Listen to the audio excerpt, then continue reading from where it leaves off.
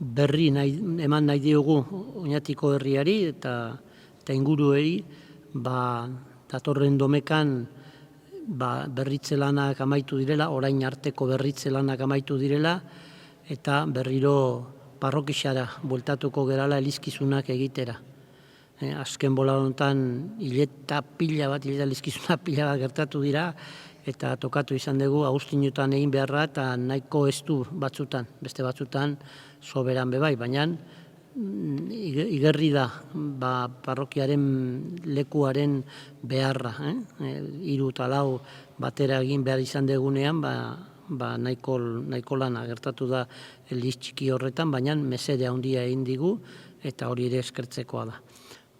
Zuen bitartez berri hori herrian zabaldu gura dugu, eta 2 momentuak izango dira, bata zelanak egin diran, apurtxo bat esan eta aurkeztu, eta gero ze balio izan duten lan hauek aurrera eramatea.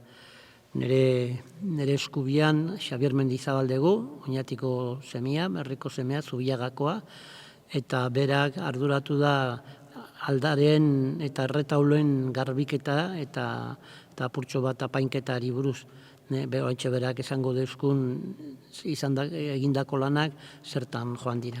Nik erretaulen garbiketa eta egokitze lanak intxut.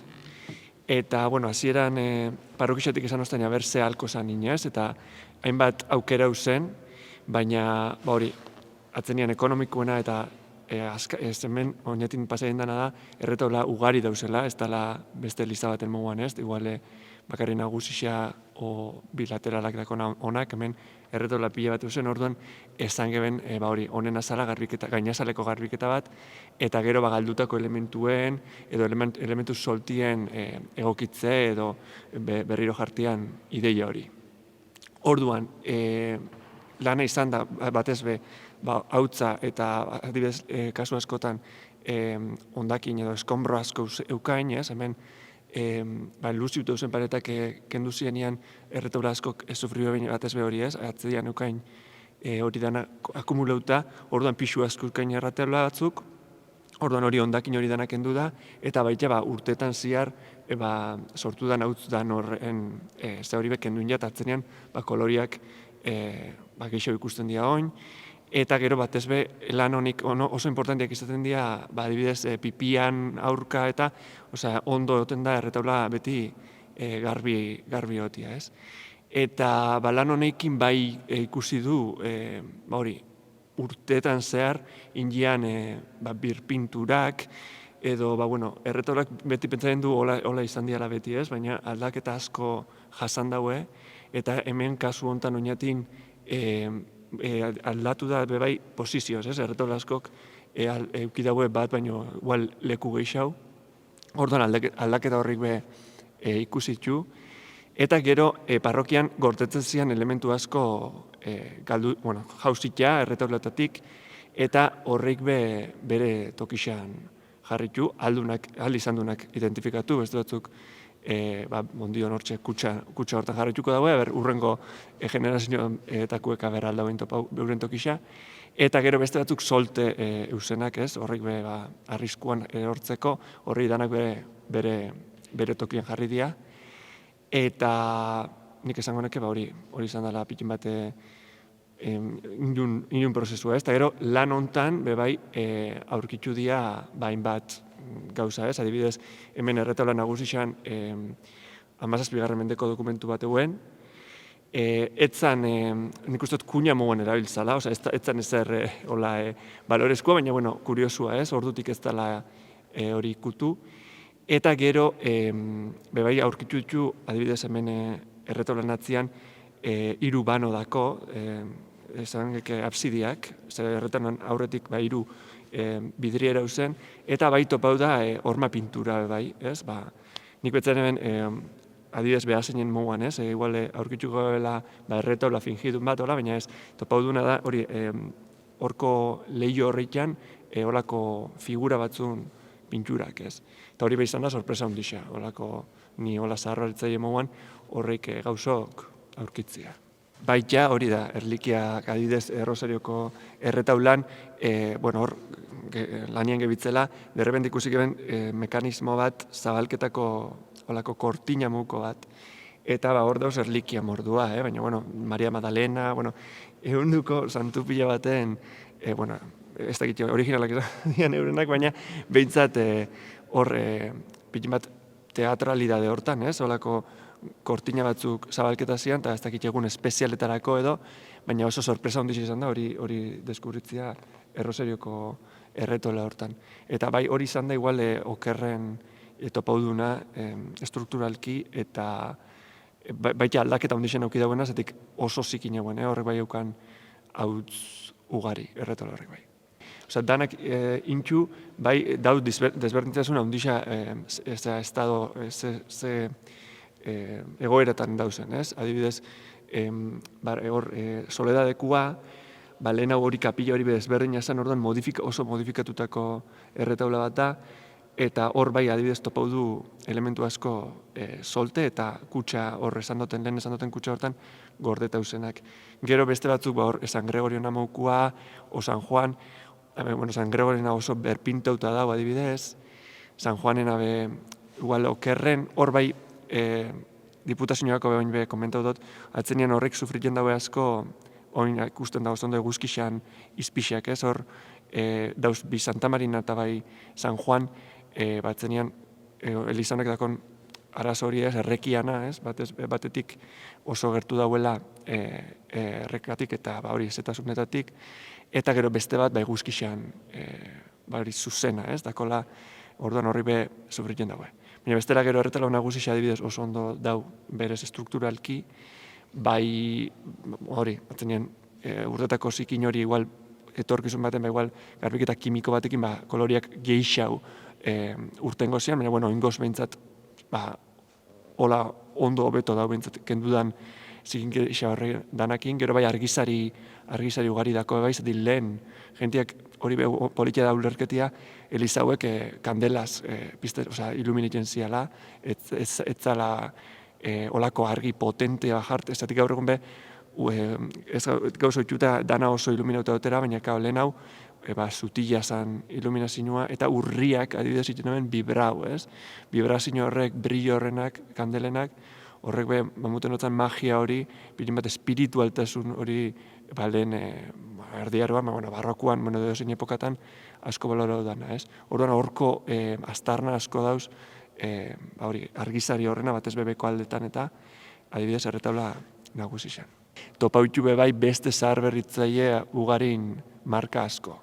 Adibidez, atzena 1911 izan zen, garbiketa lana izan orduan eta politia izan da, zetik topau dut garbitu ebena. Osa, hazin ditzen topaiten errixan aber seinal zan izan, eta topaun eben oinitxat izan etorten. Orduan, hori, politia izan zen, honekin berbaitia, eta pilimak komentaitia beak ineben lan horreik, ez? Gure oso antzerakoak. Orduan, ustot medixo okerrauak eguzela, ustot Europe andamixoak eta etziala hainonak gaur egungoa moan. Eta horrein kasuan ineben bobeda danak pintxau, eta ustot garbiketa potentia izan zela, baina bai, politia izan da ikustia, ez? Ze pertsona ezberdinekin jun lan horreik, bai. Erretauloz gainezka, hau ere eginda, zorua lehen gu ezagutu dugu iluna, urteen poderioz erabilerak lurra iluntzera jo izan dutela, eta orain berriro argiago azaltzen da, eta atentzioa deitzen du. Hainbeste metro karratuak argitasun honekin, mesede hartu dutela eta aurrera egiteko moduan dago urteetako. Baina, Xabier Rekondo esan du, hemen gauzarik ederrenetakoa da argixa, ez? Dagoen ipinidan argitegiria izan da orain egindako hobekuntza honen barruan zatirik importanteena, baina berez ere aurretik eliza hauek ere oso ondo bideratuta zeuden, ez? Argixarekin eta argiaren jokuekin.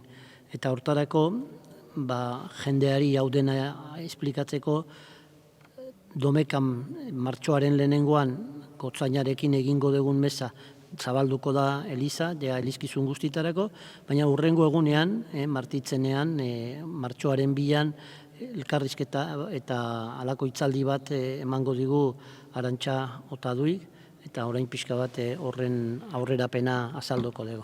Bueno, niri Xabier kontau dauz rindan, eta nik kontauko dutzet oinatiko jendiai, Eliza honek ze aldaketak bizi izan dituen. Eta batez be, aleginduko naz, Lux deitzen den hitzaldi horretan, azaltzen argiak ze kontzeptu trascendentalak dituen kristautasunien, ez da? Ni sartu nintzenean lehengoko alde zaharberritze prozesua bukatuta gero eta ikusi nagoenean argiteria, lehengoko gauza, zoruaz aparte, lehengoko gauza deitzu sosten atentzioa da, galdu diela lehengo sukaldeko argi potente horrek, ez da? Eta oso mesedegarria uste dudala, batez be, argitasun goxuek introspekziorako bide lagun dielako, eta Xabiko oso ondo azaldu dauenez, imaginatu behar dugu eraikin hau, astizanetik, kalkulatzen dut, 15. mendian, lehen hau espada, 21. mendera arte, zehoin be, obra berri batein da, hemen jendiak behin eta berriro alegindu da, euren egunerokotasuneko argitxa jartzen. Ez dakit jendia gaidan imaginatzeko, Xabik irudikatu dituen, kandela argixak erretauletan, argizaiolak lurrian, kandelasko lanpara erraldoiak zintzilik Eliza hontako zabaietatik, eta horrek daukan liturgia ero ohitura guztiak zelan Eliza honetara iristen zen kandela hori, ez da? Ze oso garestia zen, eta nondi dator, diru-sarrera hori, hemen nahiko argitasun eukitzeko. Eta ni beti gomendatzen dut jendiai, Elizetara ilunetan sartzia. Ze efektua oso ezberdina da. Isiltasuna, zure pausuen oihartzunak entzuten die, eta nik uste dut,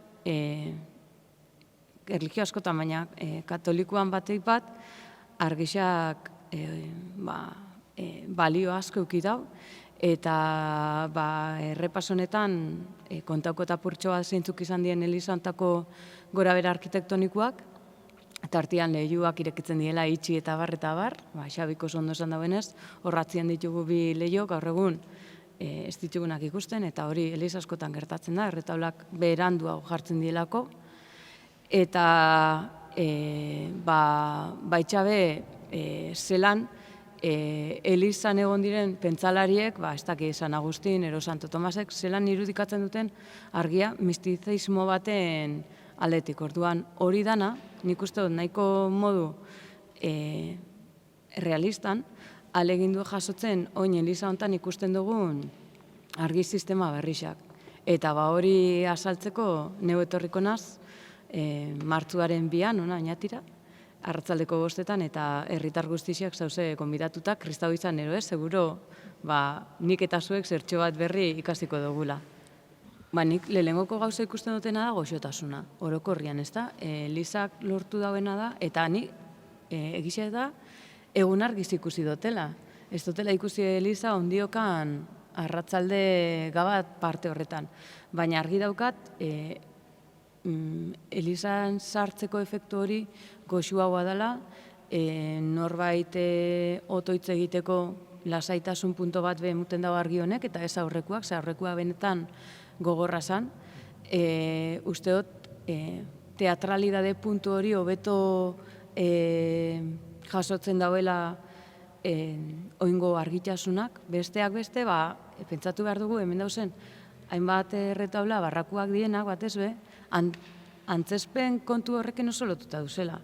Eta argitasunak hor, sortzen dituen itzal eta argifokuetan izugarrizko balio erantxia daukola. Uste dut argi honek be, urreai emuten dotzala vibrazio berri bat, aurrekoak erre bezala itzen zauena, goxu haua da, Oin nabil ikusten organua eta zoragarri ikusten da argiteri berri honeaz. Asko gustau jat, efektu batzuk mantendu diela, ez da? Beste arteko kristo hori zelan argiteri guztia mantendu dan, tono beruekin, eta justo hor tonalidadea ere txuria da, horrek daukan lotura teologikoarekin, ezta? Orduan nik uste dut lan oso nahi indala. Arkitekturak ere hainbat detailetan irabazin dau, batez behan atzian, koruan atzian oso ondo ikusten da, eta nik uste dut oinatiarrak oso harro egon sentitu aldiela beraien ondareaz, eta beraien ondarea ondo erakustiaz. Eta nik askotan esaten dut, inork ez dauka sinustun izan beharrik bere herriko ondarea maitatzeko. Orduan, nik konbidatzen dutzat edozein herritarri bizitatzera, beraien ondarea hemen dau, bereain arbasuen memoria bertan dau, eta segurazki gozatu ingo da biela. Bueno, egindako lana, orain hemen gaudenok ikusten dugu, eta bereziki gerretablo garbitza izan bada eta zorua oraingo tonalidade berri honetan ipintzea, lehenengo zoru zaharra da, baina lijauta eta dizdira aterata da. Baina garrantzia handiena hartzen du oraingo konposizio honetan, oraintxe esan dugun bezala, argiteriak. Argiteria zuzendu dute Donostiatik, Andra ingeniero batek, argitasunean aditua, bai Santiago de Compostela eta bai Sagrada Familia Bartzelonan berak zuzendu ditu, eta hemen hortik etorri izan lanaren egin beharra. Argixak, orain altua baldin badaude, jaitsi dira 3 metro beherago daude, lehen baino. Eta orduan orain, eskailera mota batzuekin eta beste tramankulu batzuekin, ailegatu gaitezke argiak konpontzera edo zuzentzera behar direnean. Lehengoak oso alturan gelditzen ziren, eta arazo pila bat ematen zuten hain gorago igotzea, ez? Eta bereziki, eta gero jodute bai aldaretan eta bai arkoetan eta Mercado de Zuazolaren hilobian eta zenbat detaileak nabarmentzera. Lehen hortxe zeuden eta denen begi biztan, baina atentzioa fijatu behar zen duen orain, nabarmen argixa berak eramaten zaitu gauza horietaz fijatzera. Eta berriro diot, lan handienetako bat izan da argiteria dena aldatzea. Eta diru aldetik ere ez da garestienetako edo gehien kostatu izan dena, hortxe azaltzen da, emandako horrietan, Elektralami, enpresa honek, ia 58.000ko faktura aurkeztu da, eta adierazten du beraiek egindako lana. Eta gero, beste aldetik, hau dena, altura horietan ibiltzeko ulmaren laguntza behar izan dugu, andamioak ondo ipini eta jaso, kendu, eta horrek ere lan asko ekarri ditu, eta prezioan ere igertzen da, 260.000 euro. Kasu honetan, garbi esan behar da, guk ulma konstrukziori ematen diogu diru hori, baina gero jaso egiten dugu diru hori ulmaren fundaziotik. Eta sentidu horretan parra gelditzen gera. Zorua garbitzea eta dagoen bezala ipintzeak, ia 30.000 euro balio izan dau, eta gero beste partida txikiagoak, horien artean Xabier Mendizabalak, ez lan gitxiena egin duelako, baizik eta hemen herrikoa izan da prezio de amigo egin digu, eta eskertzen dugu, eskuzabaltasun hori. Ikusten dezute, karpinteriak bereziki ibaialdeko zatietan zorua nahiko izorratuta zegoen. Han zati handiak aldatu behar izan dira goiti bera, eta Garibaiek egin ditu lan horiek, eta orokorrean Garbitasunak ere, garbitasunak esan gura dau, bai biltzen den hautsa kentzea, baina baita ere abidez, alfombra hauek bereziki Eibarrera eraman behar izan zian garbiketa egiteko, hor dago. Danera, 100 eta ia 40.000 euro kostatu izan dana orain arte egindako lana. Eta lehendik klaustroa, orain dela hilabete gutxik egin genitxula, klaustroen telatuak, hortik diru apurtxo bat sobrauta zegoen, sobrauta edo kuotak ordaintzen ibili dira, 350 oinatiarrak, o familixak, 350. Bataz beste, ia 200 euro bakoitzak, eta hortik sobratutako diruarekin orain egin den lana ordainduko da, eta falta da oraindik ere berriro udaletxera jotzea, ia ze laguntza jasotzen dugun kantidade hau osatzeko. Eta orain gerorako zer falta da, bi asuntu daude nahiko gora pilatsuak, diputazioak parte hartzen duelako eta hor baldintzak beti zorrotzagok izaten direla. Alde batetik, hau dena hasi izan organoa konpondu behar genduelako, eta organoan gauza hundirik ez dugu egin orain, eta bigarren momentu baterako utzi dugu. Diputazio sortutako konkursoa eman zuten enpresa bati edo enpresako konsortzio bati, baina oso garesti ateratzen zen, eta bertan bera gelditu zen aurrera eramatea. Bitartean, beste enpresa batekin ere gure aldetik harremanetan jarri gera, eta igual udara partean eta gero 2028 urtean, lekutan dago, baina igual konponketa askoz merkeago bat, baina ez txarrago, baizik eta beste filosofia batekin egiten diren zahar berritze hauetako beste filosofia batekin, igual aurrera eramango dugu. Hori oraindik zintzilik dago, bai diputazio aldetik onartu egingo ote duten, orain aurkeztutako beste posibilidade hori, eta gure aldetik bai, ondo neurtu behar da, eta ikusiko dugu. Eta beste asuntu bada, eliz guztietan jendeak normalian kejetan egoten dana, hotza egiten dula, eta hemen kalefazioa nundik nora edo berogailua nundik nora aurrera eramatea. Hor ere, Elizbarrutiko arkitektoarekin eta diputazioko arte derren sailarekin ari gera begiratzen zein izan daiteke olako leku erraldoi bat berotzeko modurik egokiena, monumentuari aldan kalte gitxienekin eginda, ez itxura aldetik, eta ez da ere gero konservazio aldetik, ez? Hori oraindik hor zintzili dago, ari gera leku batera eta bestea juten dauden irten bideak begiratzeko, baina oraingoz hori ere beste momentu baterako uzten da, baina beste momentu horrek bi arlo ditu alde batetik, baimen aldetik diputazioak zer onartuko duen eta zer ez, ortoan oso zorrotzak dira, eta beste aldetik ekonomikoki ze ahalmena izango dugun hemen oinatin, eta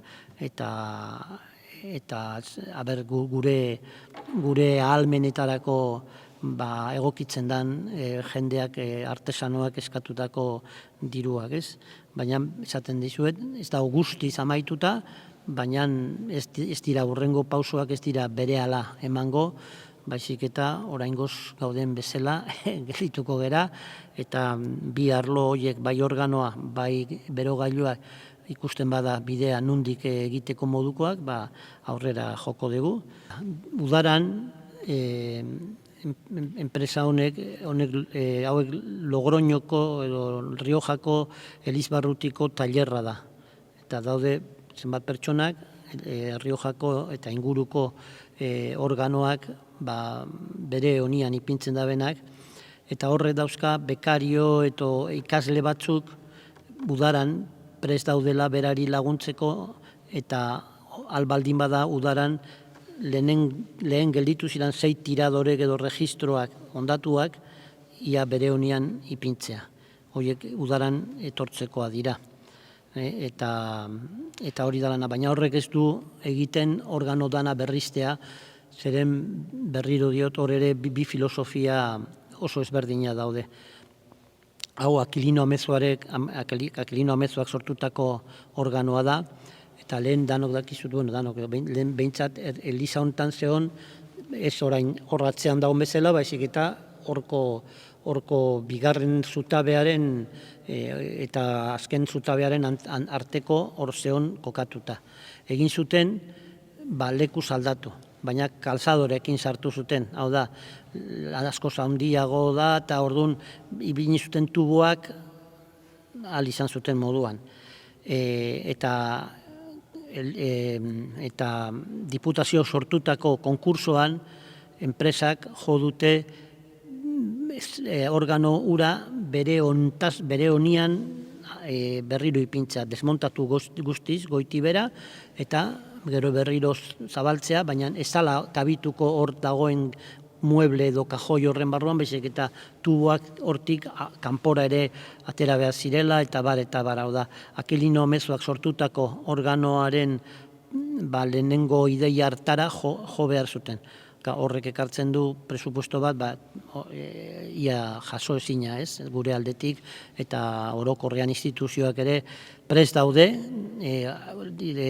konkurso hortan ateratako ideia aurrera emateko, baina estutasuna handiekin daudela. Eta beste honek, Logroñokoak hartzen du beste filosofia bat, dagoen espazioan egokitzera. Eta hortarako, berak esaten du, ahal izango zuela 2028 urtetik aurrera. Bitartean, ja lanak hitza emanda dauzka, eta ezin izango zuela bertan hemen egon hortarako. Bai, nik hau neukan, objektibo moguan, benetan oinatiko parrokixan, hori beti izaten dutena dakoten afizin hori eskulturarekiko izan da erretaula honeiatik hemen San Miguelen irudixa, hemen erretauletan dauzen santuen aurpegi horreik izan dian ere inspirazioa betidanik. Orduan, estan osten dian ja lehenengo momentutik ilusio ondixein ostan bertan lanitiak izan da sorpresa ondixa. Eliz honek titularra dauka San Miguel aingerua. San Miguel aingerua izan ez relikiarik ez dago. Eta bere irudia azaltzen da, honek Arantxak ondo daki arrasaten eginda bai dauka San Migueli buruzko Euskal Herrian izan duen eragina, Aralerratik hasita, baina beste batzuten. Baina San Miguel beti diabroaren kontra egiten du. Hor bost demonio daude, bera azpitxan, eta bera irabazle jangoikoaren gudari bezala, Eta figura horren ingurun gainontzeko santuak ipintzen dira. Ama Birjina gainean, San Miguelen gainetik, eta gero Kalbarioa goixan gure salbazioaren momentua edo adierazpena. Orduan, naizta puntu tragiko daukala aldare edo erretaulo honek, gure salbazio hori buruz ari da. Gu mundu ontako miseriatik altxatzen gaituen eta salbatzen gaituen jangoikoaren aldeko gauzak. Eta gero, beste kaleetan, zenbat santu debozio handikoak izan direnak, San Sebastian, adibidez, nun eta izurrite guztien kontrakoa erabili izan dana, eta San Joaquin, Santa Ana, badaude batzuk Santiago bideari ere nahiko lotuak izan direnak, peregrinoak Europan zehar batetik bestera erabiltzen zituztenak, baina hemen bereziki erdiko kalean azaltzen dira gure salbaziorako indartsu izan diren santuak, eta Ama Virginia eta santuak, bai.